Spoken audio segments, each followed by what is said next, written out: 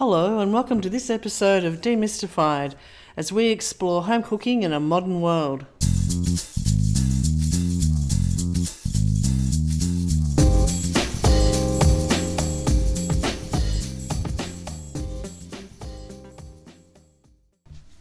Hello, I'm Linda and I'm here with my friend Paul. Hello, Paul. Shut it down. Merry Christmas, everybody. Merry Christmas, Paul. Merry Christmas. I know what you were going to say and it's not very nice. Kiss my... Yep. How are you? Shut it down. This year has been a challenging, interesting one for most people, and here we are at the end of it. It's the end. I'm scared to wish for too much more in 2022 because... we're not through 2021 yet. I'm just looking at, let's just get over the Christmas thing, and I'm very much going to let's just see what unfolds. Oh, that's probably... I think if we sit there and try and predict what's going to happen, you know. No, I don't. I don't want to think about lockdowns or restrictions or any of that sort of palaver. No. I don't want the palaver, not the pavlova, the palaver. It's funny, isn't it? The things we've all got used to and now have opinions about, and how we're all epidemiologists and microbiologists. Yeah, and I know these conversations are coming over the Christmas period.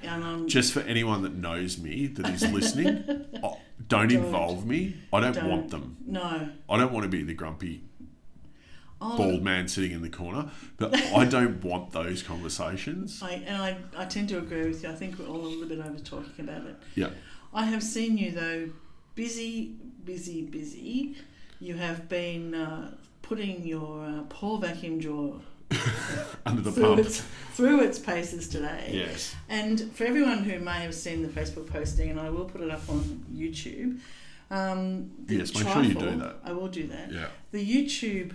The trifle that you made, I did actually get to take it home and share with a few friends, and may I say it was absolutely fantastic. That jelly, I don't know what yous did, but I know yous done it. It was fantastic.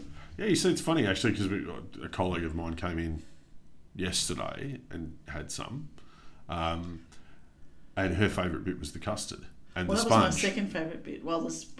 Well, the sponge was great, but although it wasn't, it was probably laced with Captain Morgan. It probably could have used some more, to be honest. But I was happy with it, and certainly my non-drinking husband was very happy with it.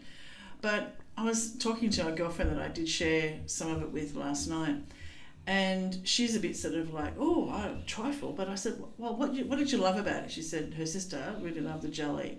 And I said, well, just take the jelly part out of the recipe and break that. Break it down.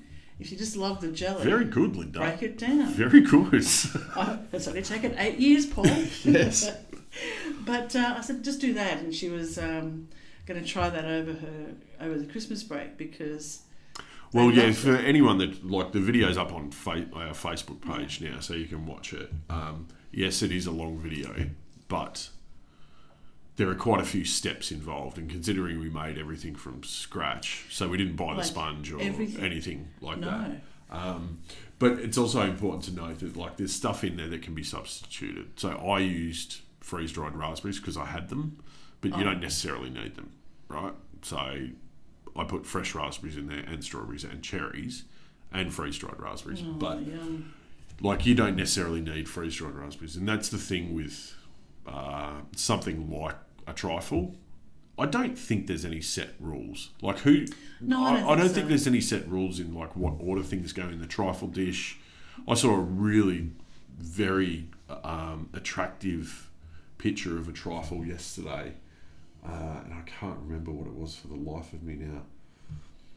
I think it was like a lemon meringue trifle type situation. Wow. It looked beautiful, really good. So, someone's gone the citrus path. You'll see people do chocolate and cherry. Yes. It's like a black forest. Mm-hmm. So there's no real rules. The picture on the box that the trifle bowl came in had poached pears. Red wine poached pears. Fantastic.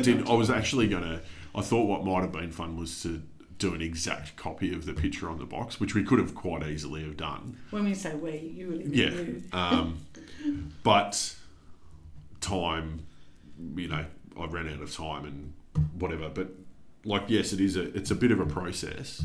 But the funny thing is while there's a lot of components, the ingredients across all of those components are quite similar. So it's not, you don't need a whole lot of everything. Like, it was a couple of punnets of strawberries, a punnet of raspberries, a couple of 100 grams of cherries, and eggs, sugar, flour, sort of standard baking stuff.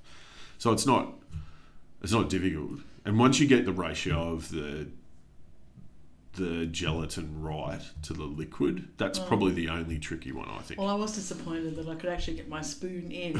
I was looking forward to giving you a call and saying hello, but it was fantastic. It was that was probably the best jelly. Yum. Well, and the custard was my close second. Yeah. And I mean, I just used what we had on hand, really. So, we talked about having like this super heavy alcoholic cheap brandy soaked sponge, and we had some spiced rum here, so I used last Christmas for something. So we used that instead. And the mince tarts. Yeah. Was it? Mince? You made the fruit mince, and then did you eat it? No, that wasn't mince tarts. Oh. I think that might have been the Empire pudding. Oh, was it? Oh, okay, yeah. But anyway, so yeah, the trifle. It was bloody heavy. That was like 6 kilos of bowl. And Well, the bowl held 4.7 litres. So by the time you get all the bits and stuff on top, it's 5 kilos at least. But at least because there was little bit of a gap around the cherries on top and the cream, it was easy to cover, and I put it into a sort of a carrying basket that we have. And we made some easy to transport. Some honeycomb just for and that was kicks. Yum. That was great. Just as a bit of a contrasting texture, because everything's quite soft. So bit of crunch, but you could do toasted nuts. You don't have to make honeycomb. And that's a good thing with the trifle. You can put your faves on and layer it. Yeah. And no alcohol. You didn't. I mean, it was gentle enough that Dougie, who doesn't drink it at all, and is sometimes a bit wary of things that are too heavily spiced with alcohol as a flavour. It could have just used a touch more. Yeah. But no, it was fantastic. Yeah. Well. And I can testament to what you said about the watermelon in the vacuum bag. That did look so much more vibrant. That would look great bringing that out at a kids' party or picnic or something, and opening it up. Yeah. So I mean, I've got a awkward Christmas period, I think is probably best termed. You're travelling a lot. So I've had to work well in advance of what I usually would. I probably wouldn't start today if it was me normally. I'd probably shop tomorrow and then do some prep in the afternoon and the bulk of my prep on Christmas Eve. But this year I can't do that. We've got a Christmas Eve do, a Christmas Day do, and then Boxing Day. So I had to start a little bit early. And so what I've done, and this probably comes back to a few weeks ago, we were talking about getting prepared and getting yourself organised. So you and I both saw today we're in the south side car park of the Preston Market. It was pandemonium today. It was not pretty. Yeah. Not pretty. So I got to the market very early. I got my shopping done and out of the way, and I basically locked myself in my little studio all day just to... And I've done everything to because I can, but I've done everything to, almost the extreme. So I've got a... what would you call it? Like an ancient grain salad.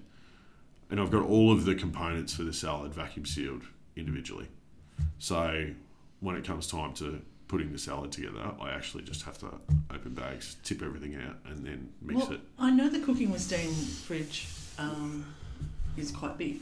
It's not at all. Compared to my little one at home, it looks quite big. Yeah. But when you opened the door before and I saw how much you had packed in, I was so impressed. I thought, I'm definitely going to put my note under the Christmas tree for one.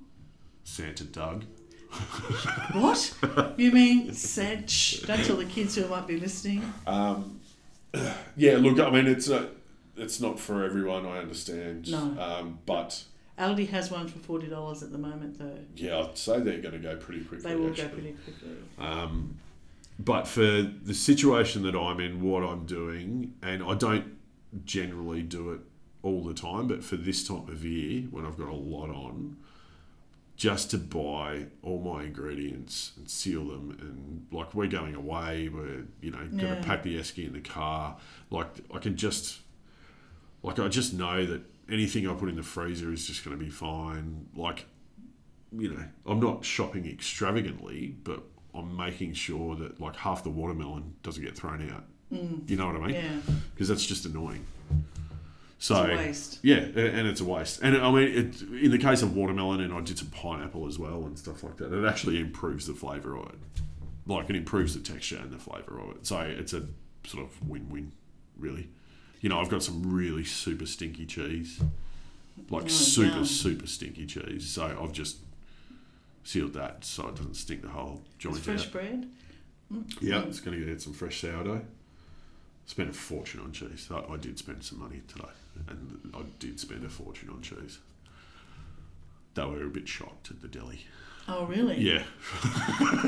They were happy. They actually said to me, "Are you ready for the bill?" And I said, "Yes, that's fine. Don't worry. I know what to expect." Well, unlike your extravaganza, I'm having a very easy Christmas this year. I only have to make two things, really: a pav and potato salad. Well, you could make a trifle, Linda. Well, I could. You could quite but easily. No one wants it. When I've been asking what I can make, what I can bring to contribute. But you see, here's the thing. They don't want one. In fact. Yeah, but this is you got to wonder the reason why. The host is making a Christmas. Well, maybe they don't trust my. I don't know. Why don't they trust me? No, I don't think it's a you thing. I think it's the same problem that you and I had about trifles. Oh, maybe they're a bit scared of it. Yeah. Maybe they are. Yeah. Well, but it seems to be very popular. I don't know if it's just because I've been maybe paying more attention, but this Christmas it seems very, very like it might be the in thing this year. The trifle is back. Okay. If it ever went away, I mean, I don't know. Like we're not trendsetters or followers by any stretch, but I have noticed quite a bit more sort of social media chatter about trifles. Okay. So, yeah. Well, I do. This is when I do like my steam oven because cooking potatoes for potato salad is so much better. Little baby potatoes. Yeah. In the steam oven, easy peasy. Yeah, it's great. So no stress, very little mess. Yeah. My idea of cooking for Christmas. But yeah, I feel like this year I'm not doing really anything. Yeah, well, ours is just split out a lot. So I'm not doing. Generally, I would do a big cook up for about 16 of us, maybe more. But it's worked out a bit differently this year. So it's sort of, Christmas has sort of been chopped up a little bit. But there's a few things that I refuse not to do at Christmas. So my partner said to me, well, we don't really need a ham. And I went, who are you talking to? Yeah, like, what sort of person do you think you're talking to here? We don't need a ham. So, yes, we do. We just got a smaller ham than usual. So. Besides, one of the things I love is after when you have the Christmas ham, and it's always great at Christmas, is those days when you can just cut it a bit thicker and put it on the barbecue and have ham steaks with pineapple and cheese. Oh my God. 1970s. Oh, Linda. Thank you. Oh, no. You should see the face you're pulling. Come on, what's wrong? Oh, that's shit house. I know we've been talking about like sort of no way trifle pineapple and Christmas ham steaks. Good fresh pineapple. Grilled on the barbie, put together, yum.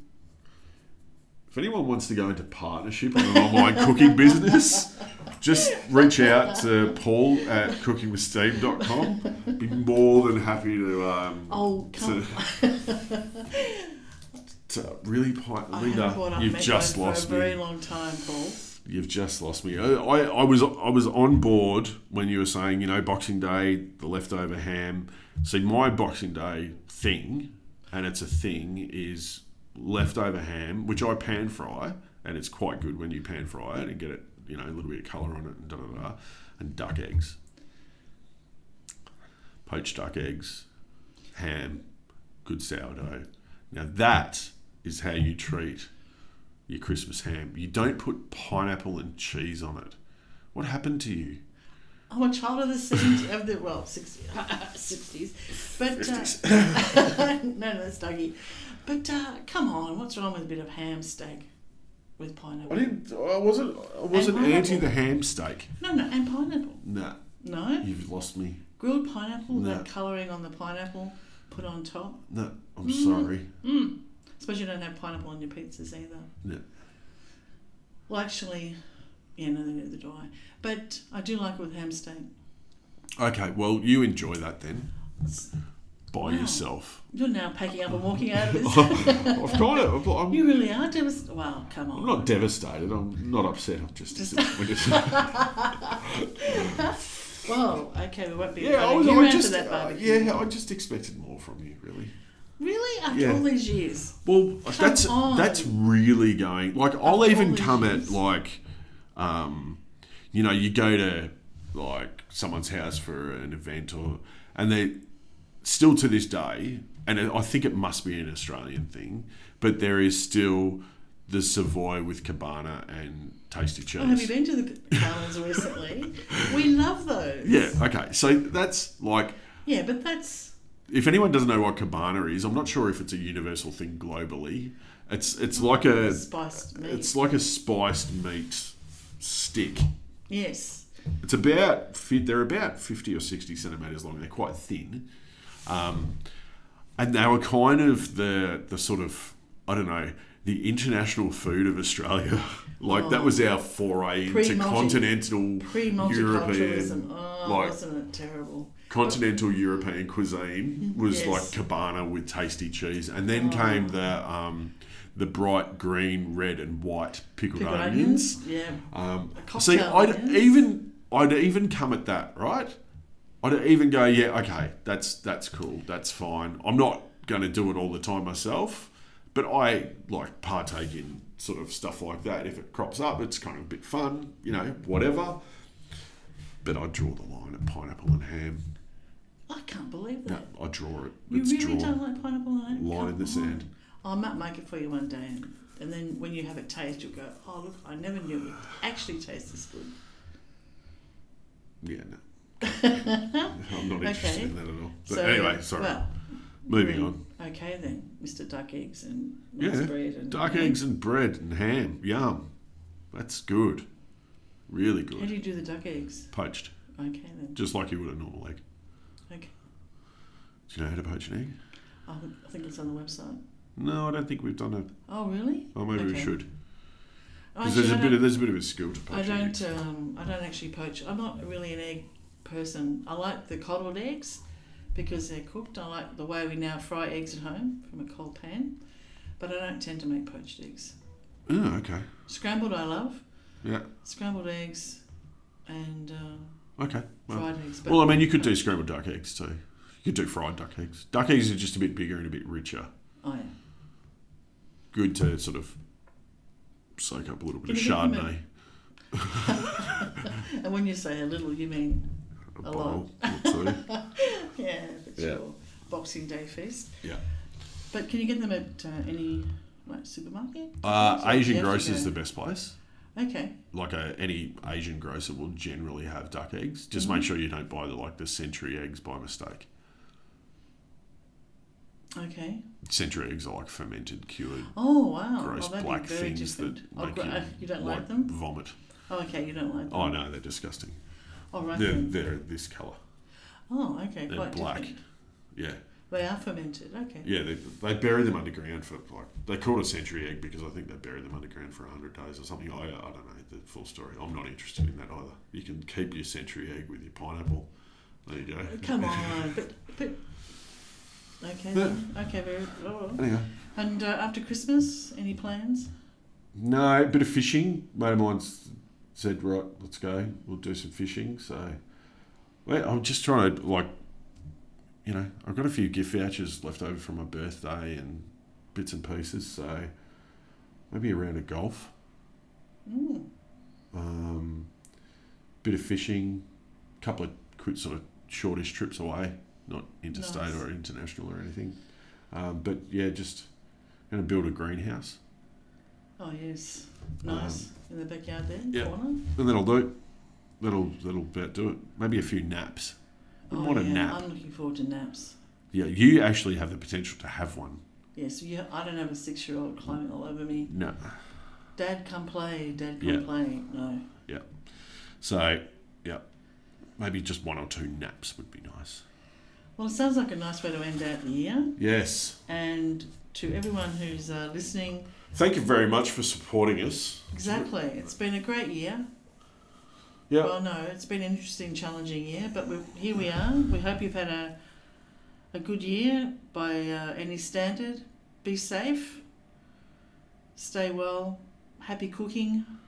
Merry Christmas. Merry Christmas. And enjoy the festive season, whatever your flavour is. And we'll see you... We'll see you in 2022. Well, we won't see you. We'll talk to you. We'll talk at you. There we go. That's what we're doing. We're talking at people, really. But we'll pick this up sometime in January, I think. Yeah, about mid-Jan. Yeah. Mid to late Jan. Yeah. When we'll reconvene, when we're back in together. Yeah, we might do some bit of a change of format or something. I don't know. I might work on my intro. How's that? Well, that's not a dramatic change. Well, maybe work on your choice of Boxing Day dishes. I think that's what you need. I've been doing it for years, buddy. Yeah. That doesn't make it right, Linda. No, but it makes it comfortable and... Yeah, okay. And that moment... Oh, it's your choice. I know. It's your choice. It's the choice of a new generation. Well, on that note, thank you, everybody, and... Merry Christmas. Happy New Year. Merry Christmas. Happy festive season. Happy Have a cool Yule. Oh, don't say that. Yes. That's bad too. Oh, my gosh. Yeah. Oh, I'm showing my age. Stick a fork in it. I'm done. Take care, everybody. Bye. See ya. Bye. Thanks for listening to this podcast as we explore home cooking in a modern world. We'd love you to subscribe, and for more information, please go to our website, cookingwithsteam.com.